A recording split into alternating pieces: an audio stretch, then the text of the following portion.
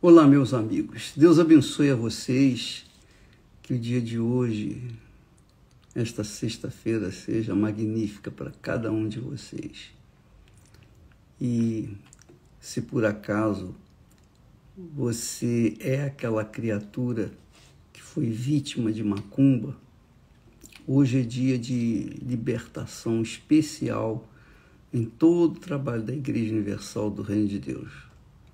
Todos os pastores, evangelistas, obreiros, auxiliares, bispos, estão apostos, trabalhando para libertar aqueles que foram vítimas de macumbaria, bruxaria, feitiçaria, olho grande, olho de inveja, seja lá o que for.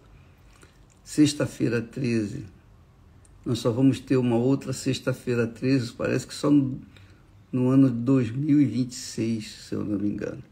Bem, seja como for, você é convidado a participar dessa concentração de fé no dia de hoje, pela manhã, à tarde, à noite, o dia inteiro. Mas o que eu queria falar com vocês não é isso não. O que eu queria falar é sobre o que o apóstolo Paulo, ensinando o seu discípulo Timóteo, ele diz assim: o fim do mandamento é o amor de um coração puro. O fim do mandamento é o amor de um coração puro e de uma boa consciência e de uma fé não fingida. Então ele diz aqui, ele fala de três coisas extremamente importantes, fundamentais na nossa fé, no nosso relacionamento com Deus. Porque, como você sabe, Deus é espírito, não é? Deus é espírito. Significa dizer que Deus não se vê, Deus não se sente, Deus não é tocável. Não, Deus é espírito. E para que haja uma manutenção da nossa fé, do nosso coração puro, do nosso amor para com Ele, é imprescindível a boa consciência. A boa consciência. Ele fala, ora, o fim do mandamento é o amor. Quer dizer, o amor é digamos assim, é o resultado final de todos os mandamentos, de todos os preceitos, de tudo que vem de Deus. Tudo que vem de Deus é para o nosso bem. E o final é o amor. Por isso que João chega ao ponto de dizer que Deus é amor. Define Deus como o amor. Então, o fim do mandamento é o amor. Agora veja bem. O fim do mandamento é o amor de um coração puro. Coração puro. Nós vamos focalizar esse coração puro. O amor de um coração puro, de uma boa consciência e de uma fé não fingida. Três coisas essenciais para a nossa manutenção, para a nossa perseverança na fé, para que nós cheguemos até o fim e venhamos alcançar a coroa da vida. Veja, amiga e amigo, que, presta atenção, por favor,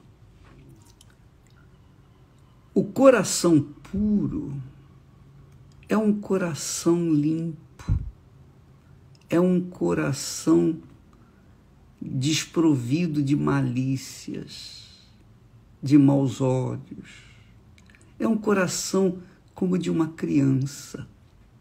Quando você vê uma criança, né, normalmente a criança é pura, é sincera, ela fala na lata. Ih, você está com mau hálito.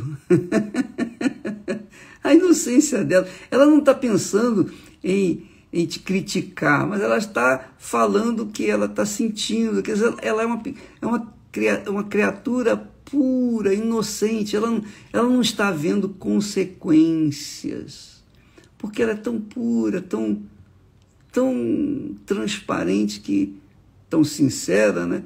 Que ela não vê que você vai ficar com vergonha, que você vai ficar vermelho e tal, e tal, e tal.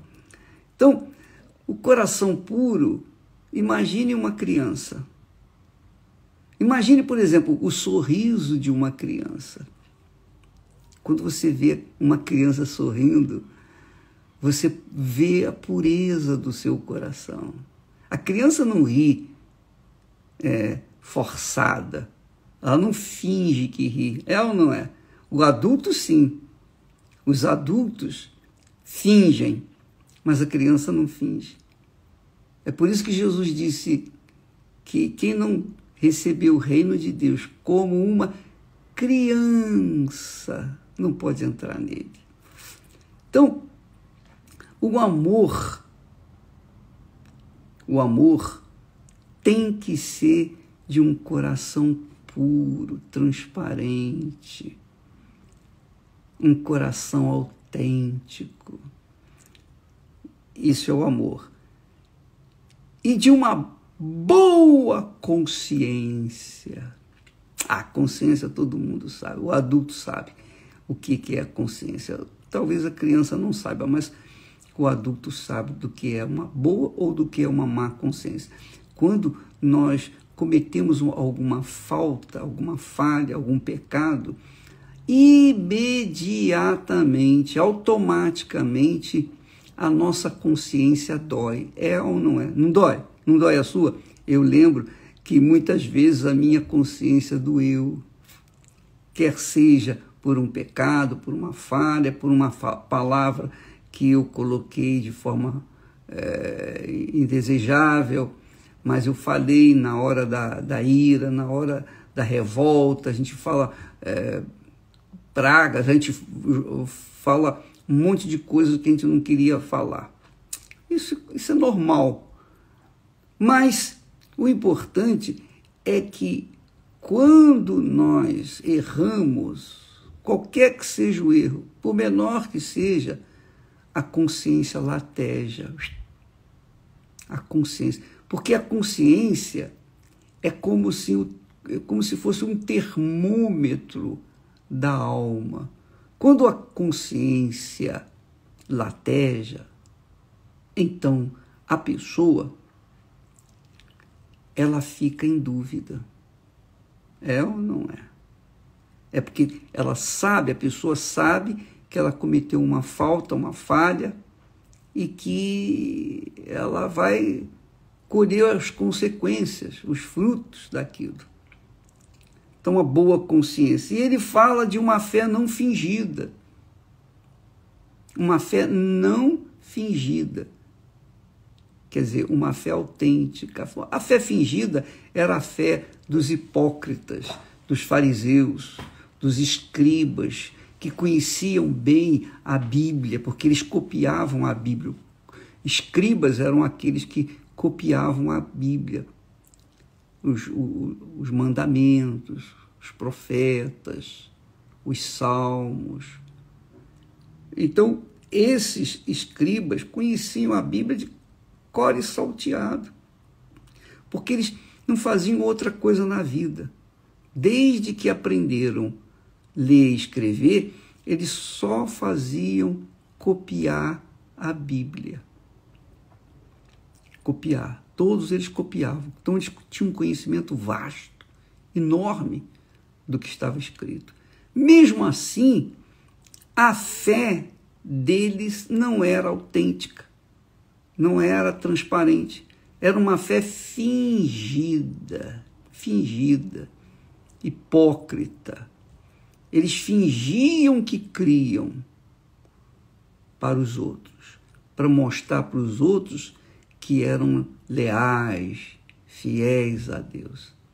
E isso acontece muito dentro das igrejas, religiões. Você sabe que as religiões, as igrejas, são uma fábrica de hipocrisia, fábrica de hipócritas. Às vezes as pessoas são incrédulas, elas não querem se converter porque elas sabem, elas conhecem os meandros do que acontece dentro da igreja, as fraquezas, as hipocrisias, os fingimentos, as orações repetidas, rezas, e que a pessoa faz sem ter qualquer sentimento para com aquilo que está lendo ou está falando. Então, você há de observar nesse texto, e Paulo fala de um exemplo disso, ele diz lá que conservando a fé, na mesma carta a Timóteo, conservando a fé e a boa consciência, a qual, rejeitando, fizeram naufrágio da fé. Ele diz isso com respeito a Himeneu e também a Alexandre. Eram 2 discípulos dele, entre os muitos, que deixaram a sua boa consciência, deixaram minar-se com a má consciência e acabaram naufragando na fé. Isso é um fato, isso é uma realidade, tão certo como Deus existe. As pessoas naufragam na fé, não é por causa das outras pessoas, não. Elas naufragam na fé porque elas permitiram que a sua consciência, a sua boa consciência, se contaminasse com o veneno que o mundo se nos apresenta. Então, eu queria que você prestasse bastante atenção. Por exemplo, quando uma pessoa sai, quando o pastor sai da igreja, o bispo, qualquer pessoa, qualquer oficial da Igreja Universal sai, quando essa pessoa sai, ela sai contaminada, ela sai envenenada, ela sai cheia de mágoas, de rancores, cheia de pecados, porque ela deixou a sua consciência boa de lado, ela perdeu o contato com o primeiro amor, ela deixou o primeiro amor. Então, quando ela deixa o primeiro amor, ela absorve dentro de si a contaminação do mundo. Ela absorve dentro do seu coração algo que vai gerar pensamentos maus, que vai gerar mais ainda veneno. Então, a pessoa, quando sai da igreja, ela sai com a consciência pesada, uma má consciência. E quem ousa seguir essa pessoa na internet, nas redes sociais, é óbvio que vai ouvir dessa pessoa com a má consciência falando uma opção de coisas. Vai ficar falando um monte de mentiras misturadas com verdades para tudo parecer que é tudo verdade. E depois, o que acontece com aquelas pessoas que foram curiosamente saber por que ela saiu?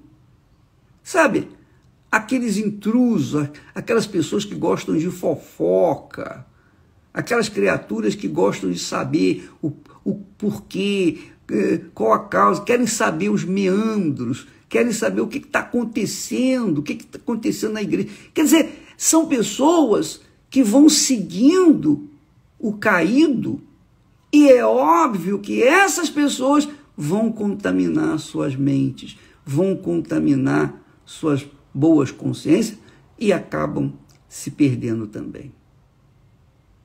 Então, amiga e amigo, eu não falo isso aqui tentando defender o trabalho meu, o trabalho da igreja, o trabalho que todos executamos.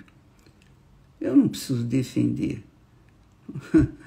O trabalho é defendido pelos próprios que nascem do Espírito Santo.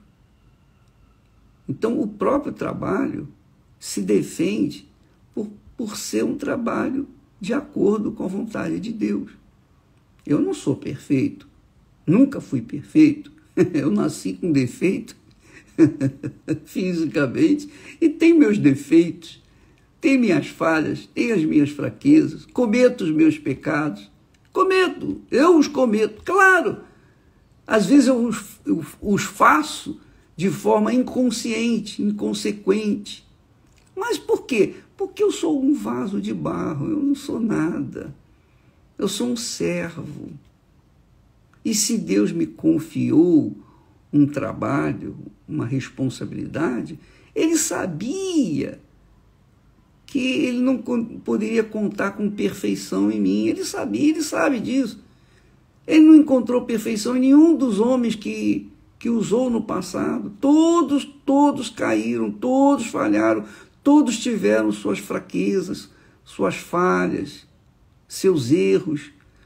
Mas aqueles a quem Deus escolheu, Deus os guardou e os resgatou e os salvou para que os erros deles viessem levar para os demais aquela consciência, olha, eu errei, eu falhei, como o caso de Davi, mas fui eu que errei, a culpa não é de ninguém, fui eu, meu pecado é meu.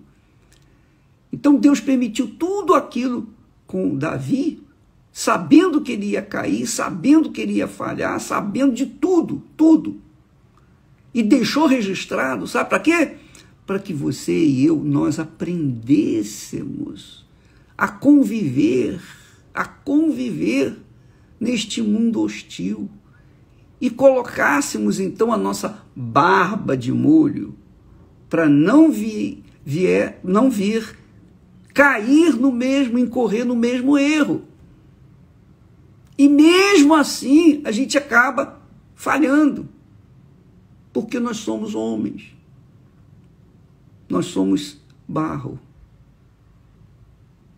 Por isso que Paulo chega ao ponto de dizer, para mim, o morrer é lucro. E o viver é Cristo. Quer dizer, o morrer é lucro, porque eu vou já direto para os braços do meu Pai. E o viver é sacrifício, é morte. É o contrário. O viver, ou melhor, o morrer é lucro. E o viver é perda, é risco de perda. Porque você se arrisca a se envolver com problemas que você acaba deixando a sua boa consciência de lado e aí naufragando na fé, como foi o caso de Alexandre e Himeneu, no caso dos discípulos de Paulo. Então, amiga e amigo, deixa eu falar para você. Ontem eu estava falando a respeito com alguém, tivemos uma excelente conversa, magnífica conversa com alguém, e naquele momento nós lembramos que todos nós falhamos. Todos nós falhamos. Não adianta, não pense que o bispo Macedo é perfeito, não faça isso.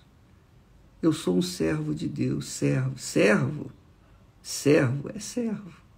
O servo sempre vai ser servo, até a morte, quando então receberá a coroa da vida e vai deixar de ser servo aqui na terra para servir ao nosso Senhor lá nos céus. Então, mas eu sou falho. Enquanto eu estiver nesse corpo, eu sou falho. Eu estou sujeito a toda sorte de erros, de pecados. Agora, é claro,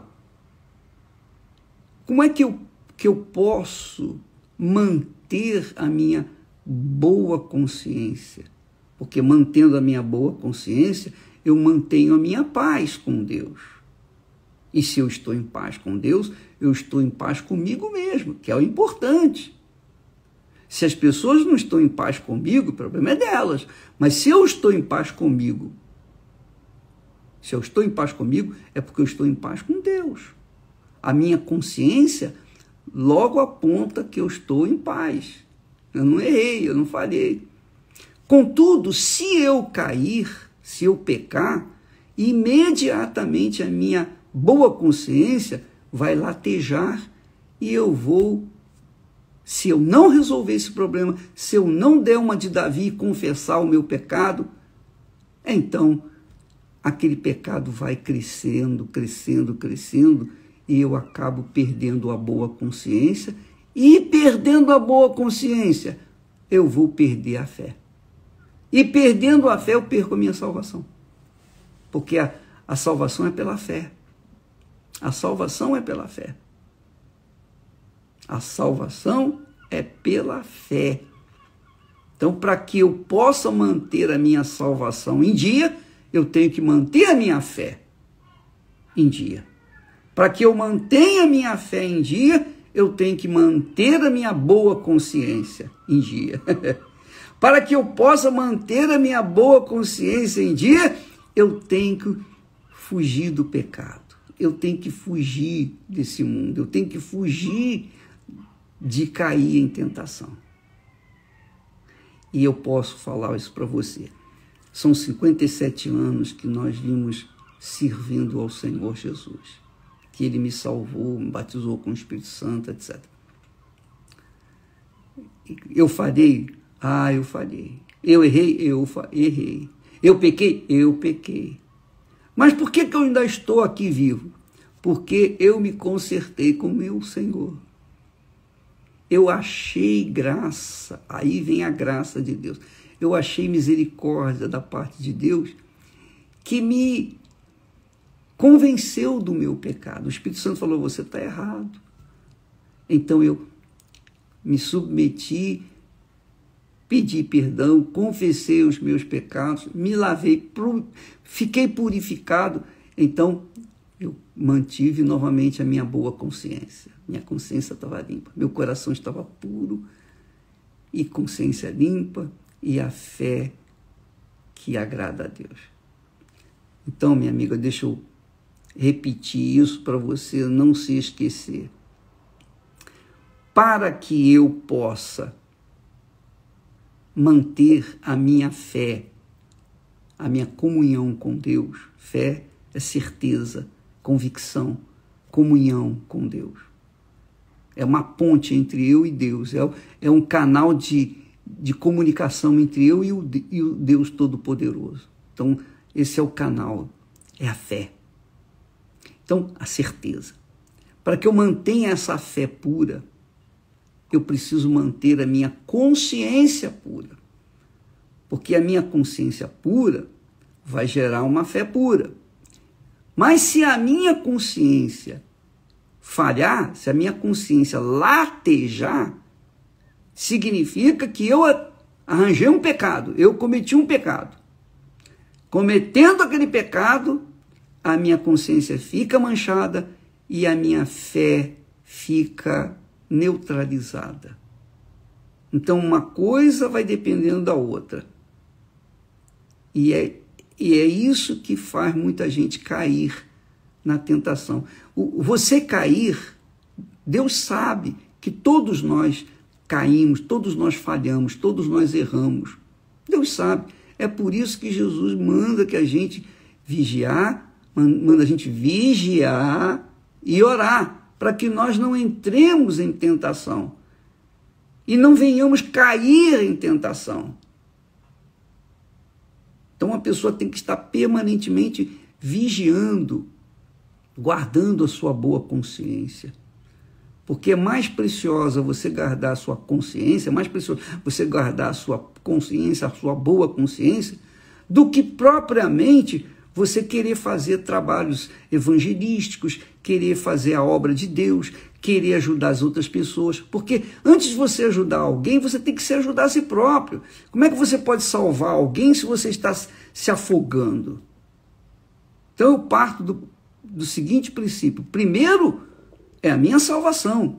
Eu não vou colocar a minha salvação em risco por nada e nem ninguém, nem parentes, nem filhos, nem a minha esposa querida, ninguém, nem o meu trabalho, ninguém. Eu vou permanecer firme nas minhas convicções, mas eu preciso ter a minha boa consciência também bem estabelecida.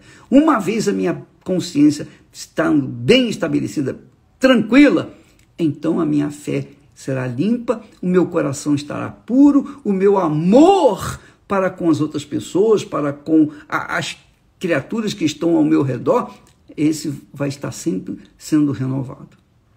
E o meu amor com Deus acima de tudo. Então, uma coisa leva a outra, mas tudo depende de uma boa consciência. Se você não tiver, não adianta você, por exemplo, você está com a consciência pesada, latejando, porque a consciência latejando é pecado.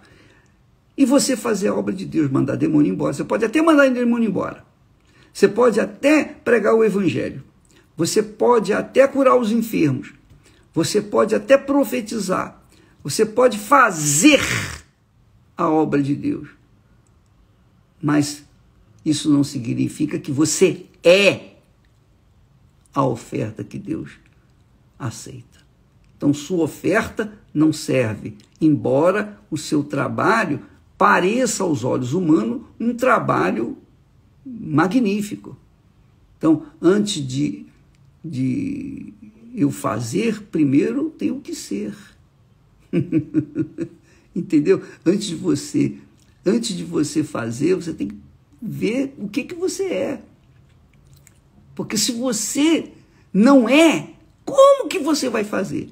Então, a fé fingida é justamente essa. A pessoa tenta macular ou maquiar, passar um rouge, um batom, um colorido no rosto da fé para esconder as suas rugas, esconder as suas manchas, esconder o que é feio.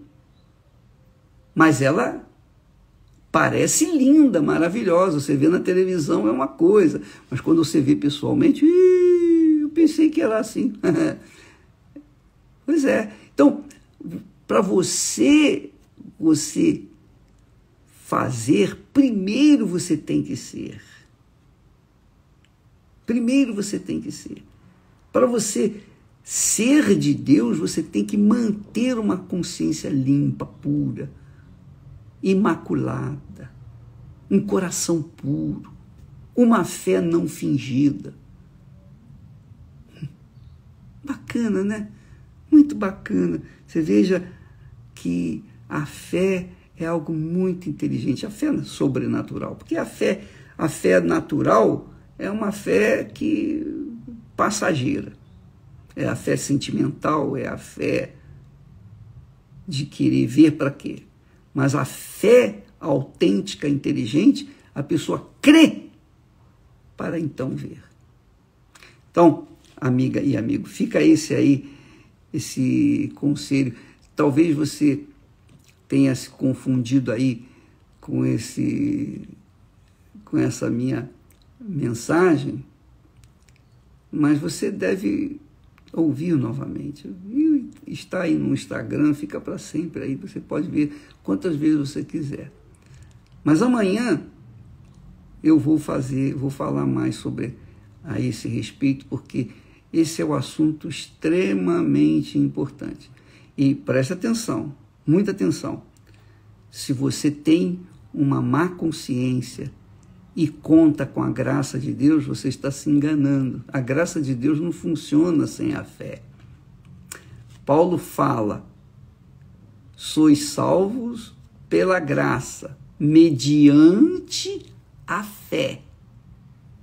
Sois salvos pela graça, mediante a fé. Quer dizer, Deus nos dá a graça, mas nós temos que apresentar como resposta a fé. A fé que Ele mesmo nos dá. Ele mesmo nos dá a fé. Então, quando nós manifestamos essa fé, fugindo do pecado, da má consciência, fugindo da fé fingida, fugindo de tudo que é aparência do mal, tudo que é mal, e vivendo em paz. Você e Deus, Deus e você. Deus abençoe vocês em nome do Senhor Jesus. Amém.